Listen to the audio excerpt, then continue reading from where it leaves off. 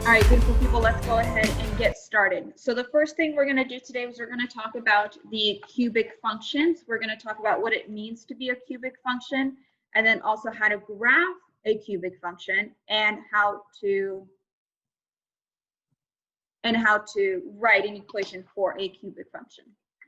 For those of us who are joining us right now a little bit late, that's okay. Just make sure that you are aware that we are recording this session today. So if you don't want to be seen, go ahead and make sure your camera is turned off. If you don't care either way, then I don't care either way as well. All right, for cubic functions,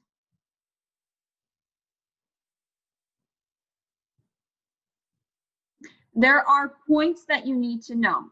These are called your reference points. I call them your pretty points.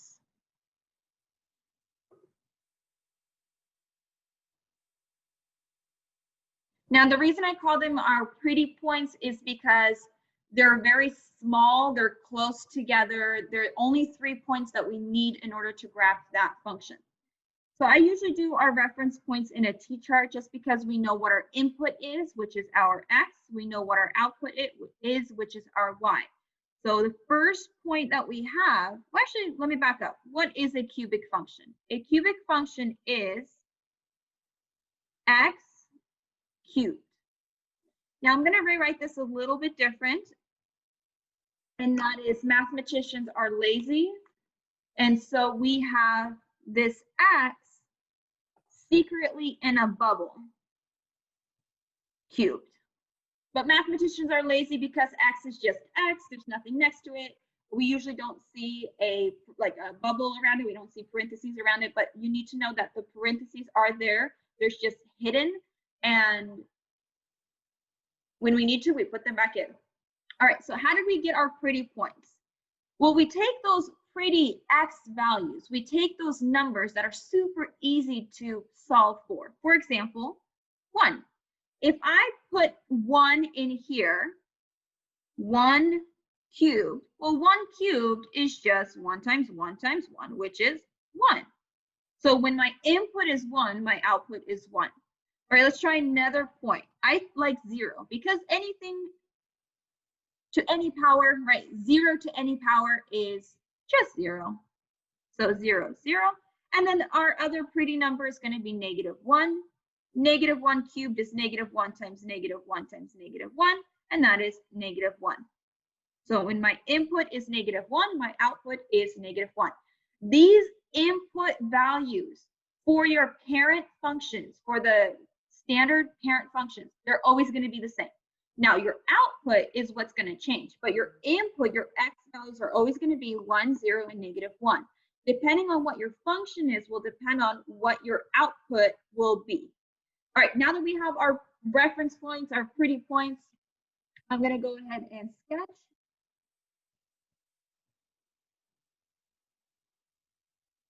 Alrighty, so we have 1, 2, 3, 4, 5, 1, 2, 3, 4, 5. Do I need that many? No. 1, 2, 3, 4, 5, 1, 2, 3, 4, 5. Okay.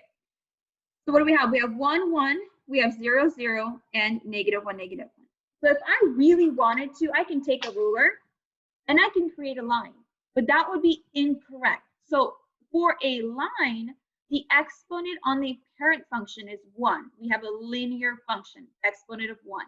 In this case, we have 3. That means it's a cubic.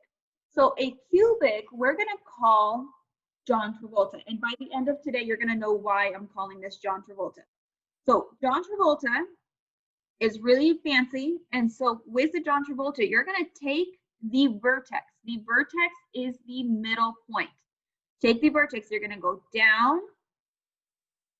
And then from the vertex, you're going to go up. So what you end up looking is you end up having this curve right at the vertex. So the vertex is going to tell you the direction is shifting. Notice that from the vertex, this is going down.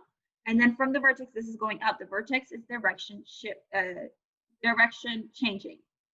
So this is your parent function. Last time we talked about transformations. This is the specific parent function that you must know. These are the reference points that you must know. You need to know that a cubic function is going to look like this. Now, let's say we have a reflection. Here's my bubble.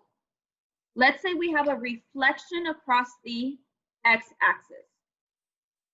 That means that we have a negative, so negative x cubed. How would that look like, and how would that change my points? Well, you don't really have to worry about the reference points here. If you can see it on the graph, all you're going to do is you're going to flip it.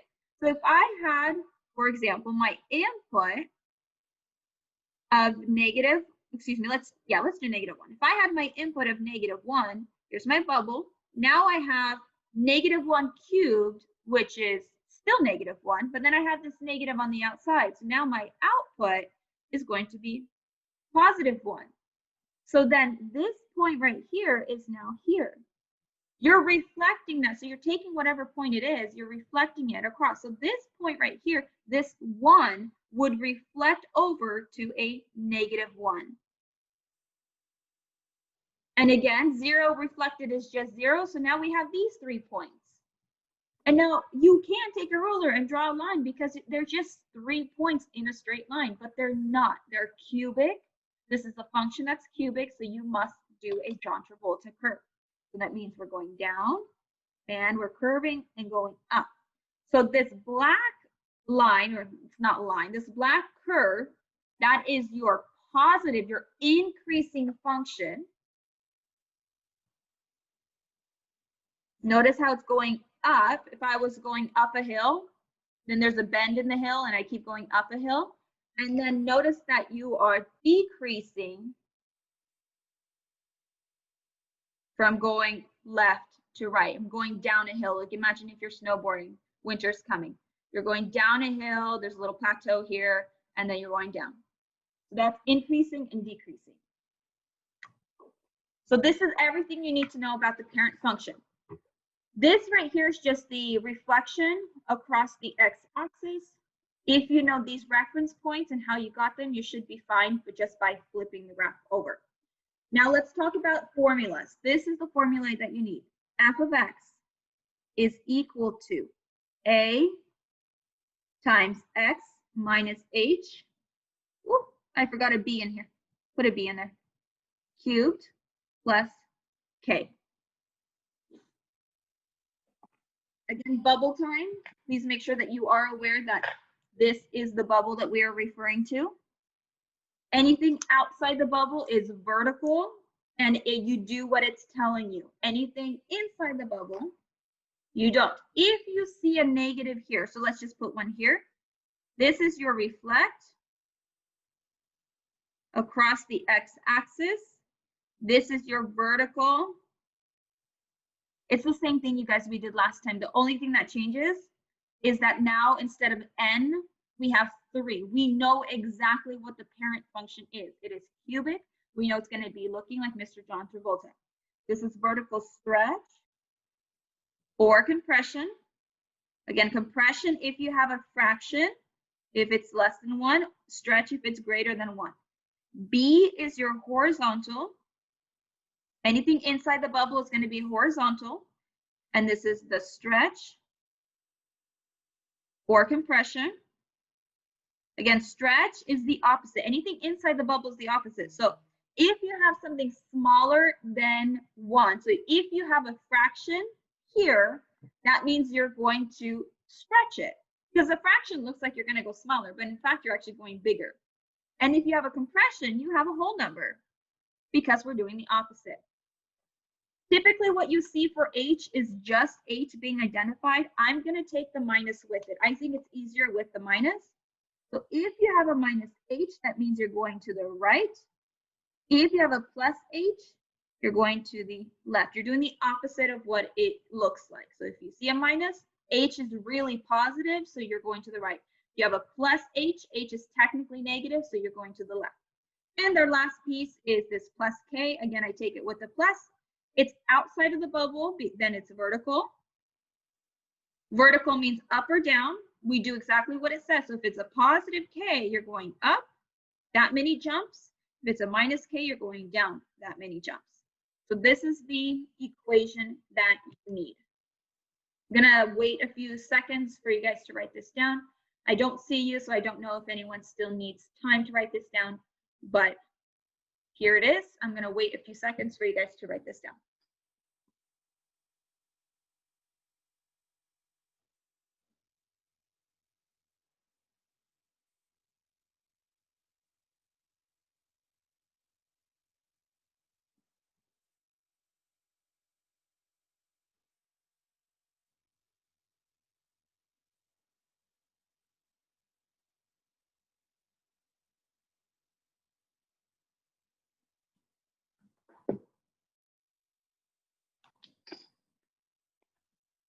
All right, let's go ahead and graph these. I'm gonna shift my paper or get a new sheet of paper.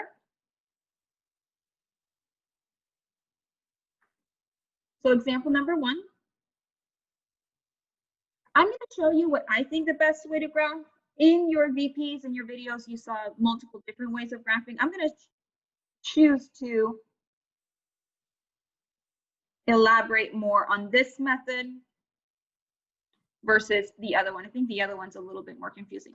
Step number 1 is translate what you have. So everything except your x and your exponent gets an arrow. That means that you have a -3 on the inside of the bubble and a +2 on the outside. So if you see a minus on the inside, that means you have a horizontal. Horizontal what? Do the opposite of what you see. If you see a -3, then we're going +3. So that means we're going 3 jumps to the right. This is now outside the bubble. Outside the bubble, we do what it tells us to do. If it tells us up 2, that means it's vertical.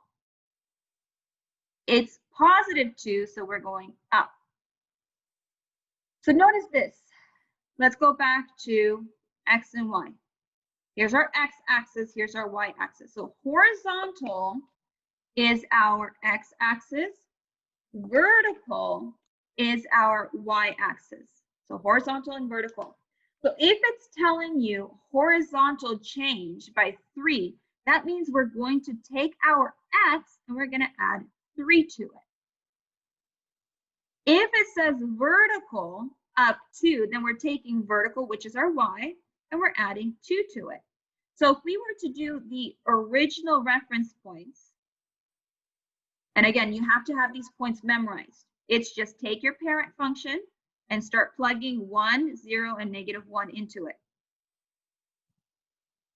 Something happens to your parents, okay? Just like we were doing in transformation. Something's going to happen to your parents, and then there goes you. You're going to look similar to your biological parents, but you're going to look different. How different are you going to look? You're going to look like you went to the right 3 jumps, and you're going to look like you went to the left 3 jumps. So here you're going to take your parent input, and here you're going to take your parent output. Whoop, this should be a 2. And you're going to plug these numbers into the equation that you have created using this. So what do we have? We have 1, 0, -1. Where did I get these numbers? From here. Then we have 1, 0, -1. Where did I get those numbers from? From here. So what is my new input and output? So my new X and my new Y. So 3 plus 1 is 4, 3 plus 0 is 3, 3 plus a -1, that's 2.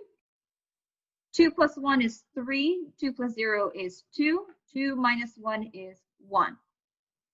So with the transformation that occurred, these parent reference points are now the reference points here. They've been shifted to the right 3 jumps and they've been brought up 2 jumps. So let's graph that.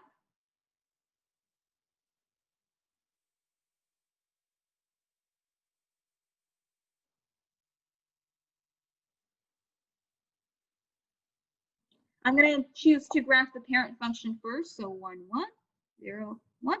Again, it's Mr. John Travolta. Curve down, curve up. It doesn't have to be exact after those 3 points. Okay. We're not human computers, we're just human. So after these 3 points, just know that it's going to go infinitely up and infinitely down. Now let's graph these. 4, 1, 2, 3, 4, and 3, 1, 2, 3, 3 and 2, 2 and 1. Again, they should look like straight lines kind of. And then we're going to go down and we're going to go up. So again, it's like taking the parent, going to the right, 3 jumps for each point, and then going up 2 for each point. This point right here, 1, 2, and then we went up, hold on, 1, 2, 3, and we went up 2, and that's our new vertex. Original vertex was this 0, 0. Now this method actually is not what I was originally planning on showing you. That just kind of happened. So I'm going to show you on example number 2 how the other method is to graph these, and then we're going to spend 1 or 2 examples writing the equation from a given graph, and that would be it for cubics. All right, let's do another example. Let's do an example like this. G of x is equal to -3 times x plus 2 cubed minus 2.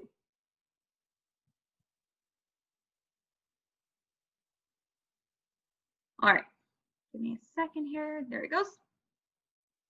Step number 1 is identify what you have. Everything that's not x, you circle. Make sure you're circling a and the negative separate.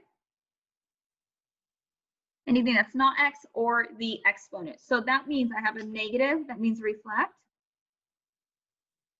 across the x-axis.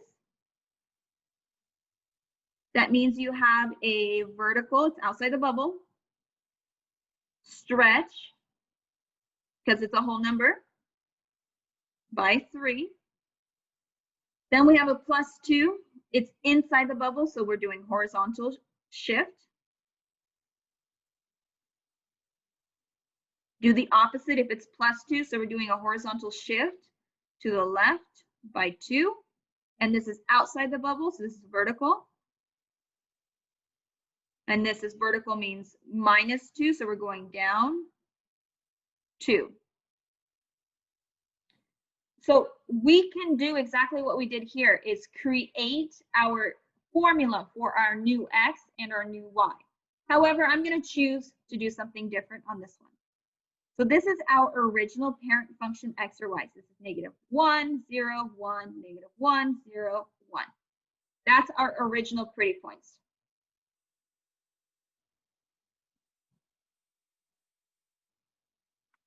So in order to create your new original pretty points, take the bubble, take this bubble, just the bubble, we don't want anything else, just the bubble. X plus 2, you're gonna write that 3 times. I want to know, what does x have to equal in order for me to get an output of -1, 0, and 1. I want the bubble to be that. Why? Because I know that if I have the bubble equal to -1, I know that -1 cubed is still -1. I know that if I have the bubble equal to 0, 0 cubed is still 0. I know that if I have the bubble equal to 1, 1 cubed is still 1. So I need to know what to x. I need to know what x is in order for the bubble to be -1. So I'm going to subtract 2 on this one. So for this, x needs to be -3. I'm going to subtract 2. For this one, x needs to be -2. I'm going to subtract 2. And for this one, x needs to be -1. So I'm going to bring it back here. So here's my x, new. Here's my y, new. So what are my new x's? My new x's are -3, -2, -1. Now, all you're going to do is you're actually going to go back to integrated math 1 and plug and chug. So I'm going to say -3 times x plus 2 cubed minus 2.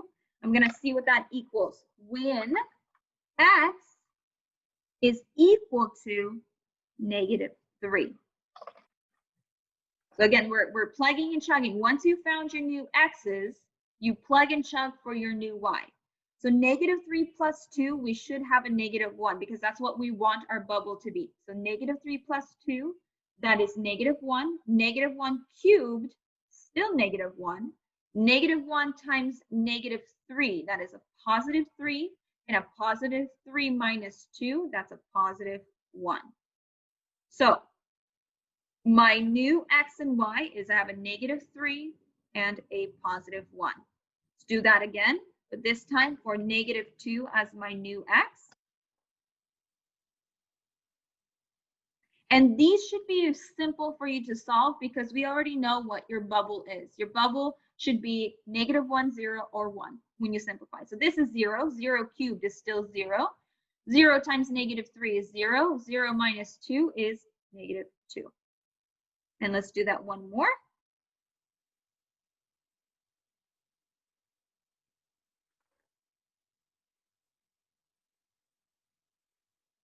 All right, so this should be, what is this? 1. 1 cubed is 1.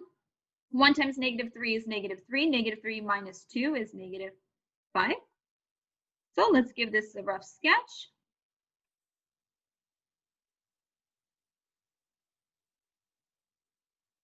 Now what do we have? We have 3 points. We have -3 and 1. I have -2 and -2. And I have -1 and -5. Those are my new points.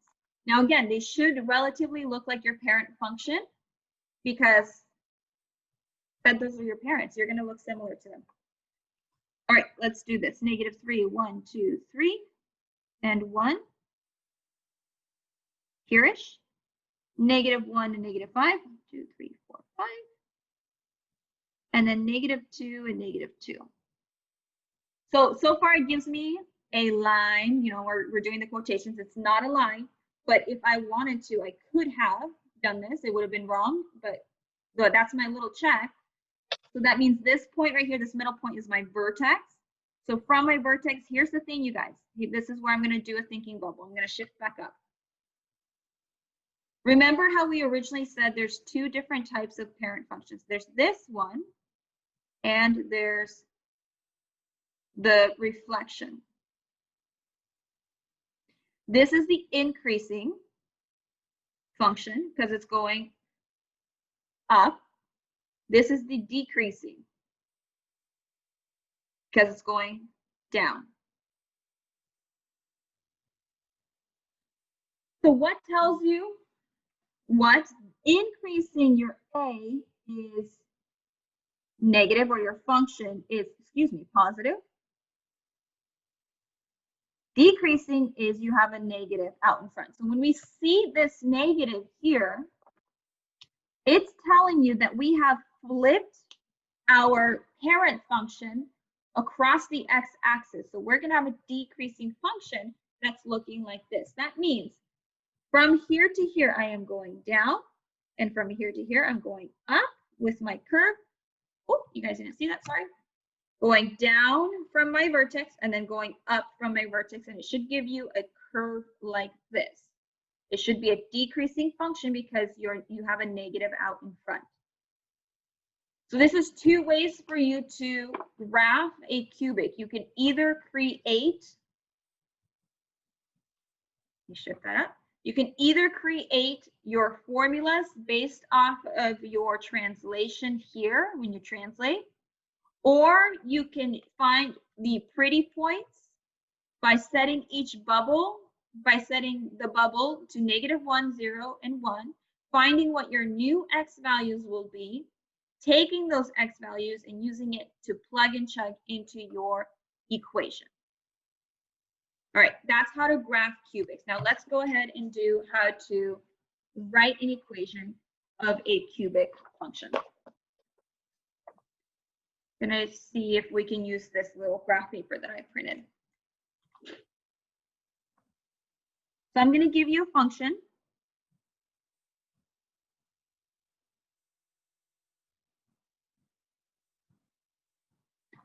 And since you guys don't have these sheets of paper in front, I'm going to give you what those points are. So the first point I'm going to have is -1 and 3. The second point I'm going to have is 0, 2.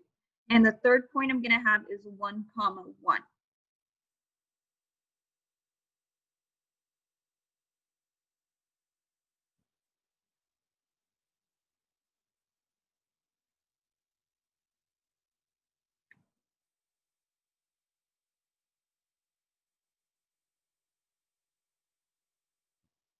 So this is the equation that you, excuse me, this is the graph that you have, and your goal or your objective is to write an equation for this given graph.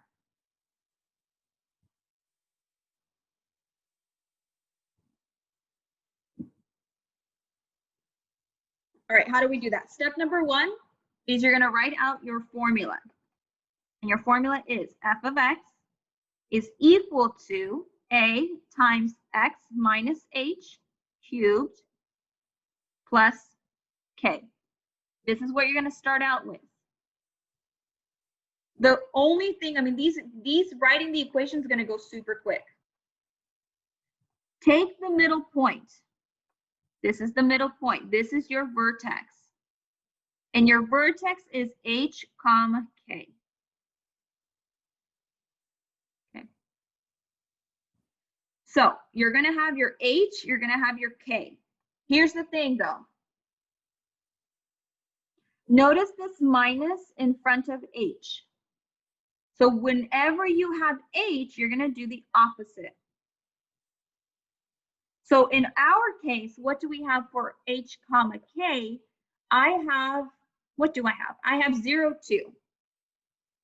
Well, that doesn't help me because h is 0. We can't really take an opposite of 0. But let's say if it was, then you would make sure that if this was a positive h, you'd end up writing a minus in there. So what do we have right now? We have f of x is equal to a, comma, x. What is my 0? Let's say this is minus h, so I'm going to do a plus 0 cubed. And then k is just k. We just end up writing, if it's positive, keep it positive. If it's negative, keep it negative. So let's simplify this because that looks silly. F of x is equal to a times x cubed plus 2. But now we still need to find our a. We don't know what a is. So here is you're going to choose a point. So to find a, choose a point. Again, choose a pretty point. Don't be choosing something extreme like, 64. Don't do that. Choose a pretty point that is not the vertex. We already used the vertex. You plug in the vertex, it won't work. So either this one or this one, doesn't matter. I'm going to choose this one just because it's smaller numbers. This is your y. So technically you have y is equal to ax cubed plus 2. I'm going to plug in for x. I'm going to plug in for y. I'm going to choose the point of, what am I choosing? 1, 1. So y is 1. Don't know what a is. X, always put x in a bubble, is 1 cubed plus 2. 1 is equal to a times 1 plus 2. Going to simplify that. So I just have a plus 2 is equal to 1. Going to subtract 2 both sides. A is then equal to -1. And I'm kind of happy that it's equal to -1 because check it out, you guys. Here, notice that we have our end behavior. From my left to my right, it is decreasing. It's going downhill. So it is an odd function. So my end behaviors are different. Odd functions, end behaviors are different. And we have it decreasing. That means my leading coefficient, my number out in front, has to be negative. So how does this look like for your end? Your end looks like f of x is equal to -1. You can write a -1, but typically you don't see that. -x cubed plus 2 is your equation for your given graph. All right, beautiful people, I want you to spend the remainder of class. We don't have that much, but we have about, 10 minutes. 10 minutes? Longer than 10 minutes. We have a little bit more than 10 minutes. Go ahead and start working on your homework number 23. When you are done with your homework number 23, you may then leave class early.